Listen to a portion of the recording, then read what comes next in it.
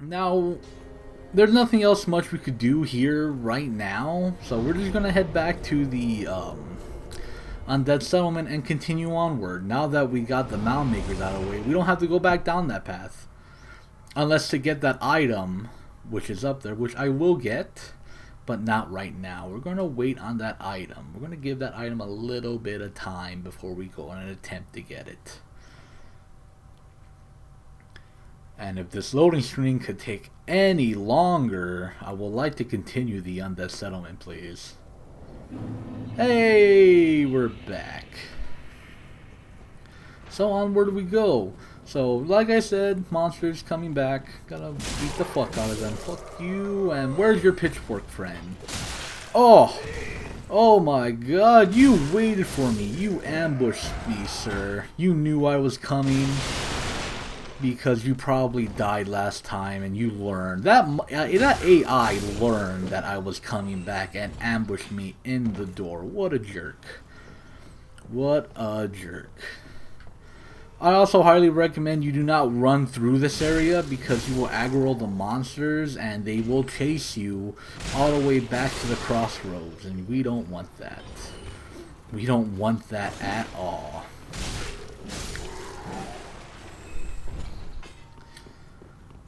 So upon, oh, I didn't give Loretta's bone to Grey Rat. Oh no, I could do that later.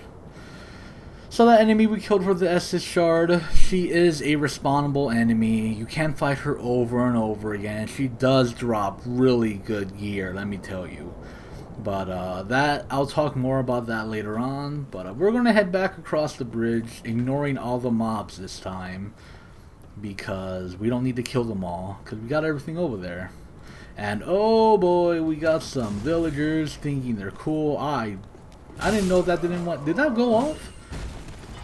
Did that Molotov go off? There was no sound for that, so I do not know. And I know you're over there waiting for me. Get destroyed by my deep battle axe. You too, sir. I got a deep battle axe with your name on it, and oh, I saw you coming a mile away. Not really, I knew he was there.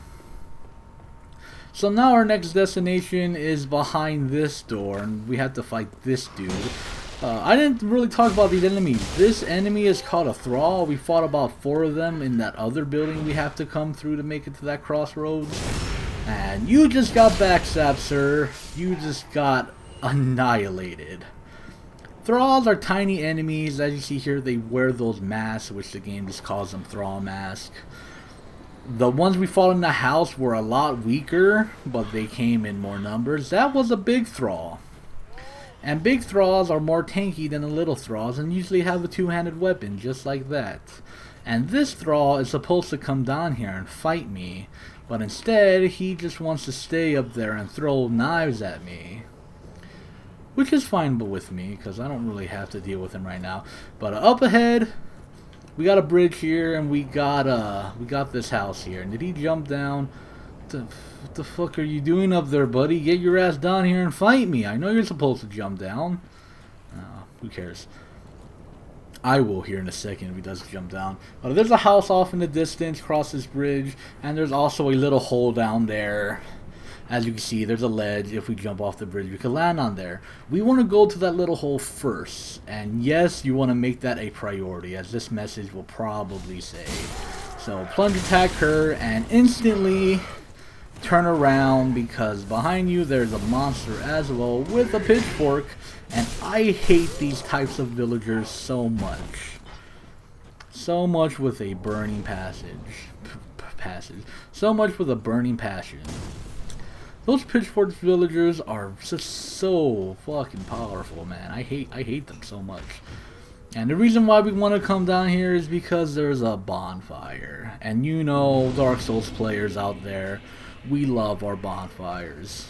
We love them to heck. And there you go. This is checkpoint number 1, number 2 in the Undead Settlement. Hell, even number 3 if you count the one that all the way at the very beginning. So, bonfire 3 of Undead Settlement. Very nice. And with that, we could now not only go this way and behind the house, But we could get on top of the house, because on top of the house there's a bunch of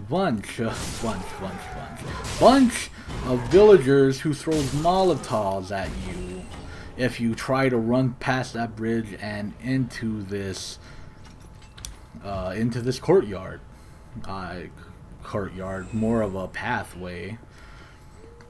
And we want to go. You don't want that, because if you have that, then you're probably going to be on fire, and there is a strong enemy down there. Also, there's a hand axe here, and this dude. We want to talk to this dude, because this dude is quite interesting. Aha, unkindled, are we? Welcome to my abode.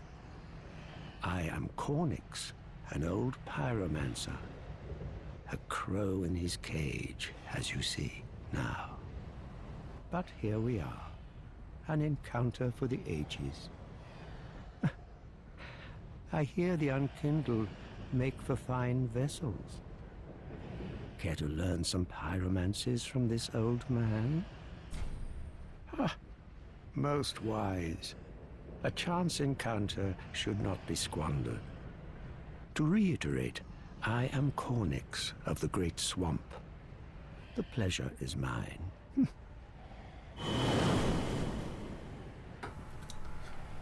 So right there, that is the pyromancy trainer of the game.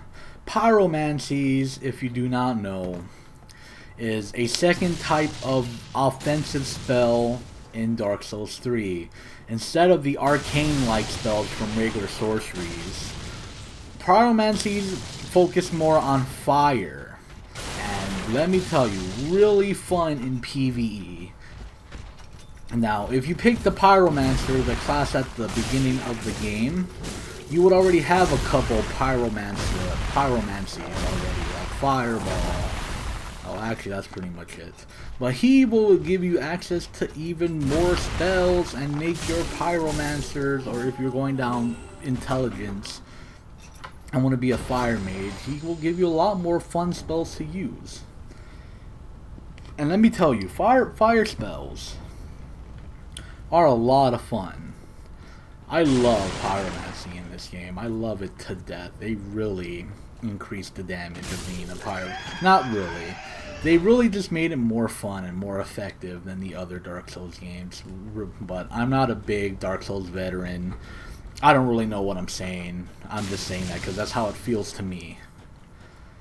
But Dark Souls 3 pyromancies are a lot of fun. And it's very simple. It's not too complicated like sorceries might be. Or as sorceries used to be. Jesus. But yeah, if you want to go in the fire, you now have a trainer. I could go back and become a fire mage if I felt like it. I kind of don't. I'm thinking about it though. I might do some pyromancies because it might make this Let's Play a little bit more fun. Instead of me swinging a axe over and over again. I'll think about it. Let me see. I have 10 intelligence. I really don't know what my second... I'll think about it. But once you free him and get through that big enemy, which is not that hard, just dodge his attacks and hit him over and over again, we are now in a pathway, a huge pathway of the Undead Settlement. Now this is the second part of the Undead Settlement, and I'm just double checking here. There's a group of enemies, which is right there I believe, that will walk over here from over there, and you want to wait till they pass because they have a big lady with them that I fought earlier for a Estus shard, and they also have a dog, and you don't want to fight them all at once. Instead, once you wait for them to pass, come down here, and if you're not going to attack, I will, and beat up this dude. And we have, yet again, 3 choices of paths. We have the bridge, which leads that way. We have this way into a into a doorway with a dog, or we could go that way. Now let me tell you something, we cannot go this way. You could go this way, but those doors over there, they're locked. So there's a few items over there, but not really anything interesting for me to go over there right now and deal with. Instead, we're going to head over here. And you want to go this way first. If you are following my path, you want to go this way. And how did you not die? Just die already, Jesus. So this way leads to a sewers. And in these sewers, there are rats. But not regular sized rats or possums. These are fucking huge ass rats which will do that to you and gnaw the fuck out of you. And let me tell you, these rats look beautiful compared to Bloodborne rats. Oh my god, sometimes I have to question Bloodborne's art design and their choices on some of the designs they do in that game. But still a fun game, I love it a lot.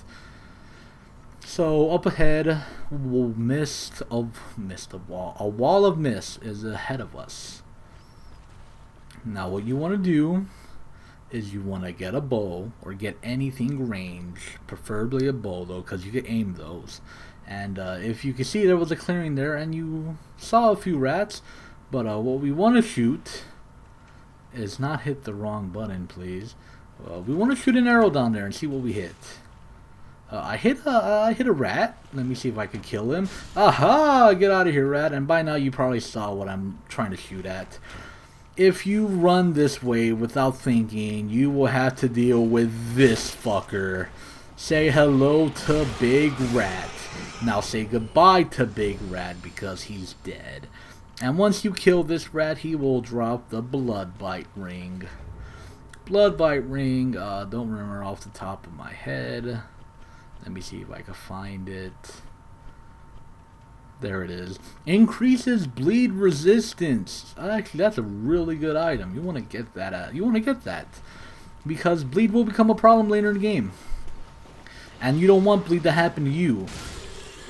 And then after you kill the big rat, there's two smaller rats. Just kill the two smaller rats. Should be no problem. I one-shot them, but that's because I'm using the battle axe. And there's a ladder. Climb up the ladder, and there's a gate. And this gate is openable. I want to open that gate and run out here. You will see a crystal lizard. But also, there's a bonfire right here. Fourth bonfire of the Undead Settlement. Already found and collected. And I probably should not have done that. Who cares? I've already done it.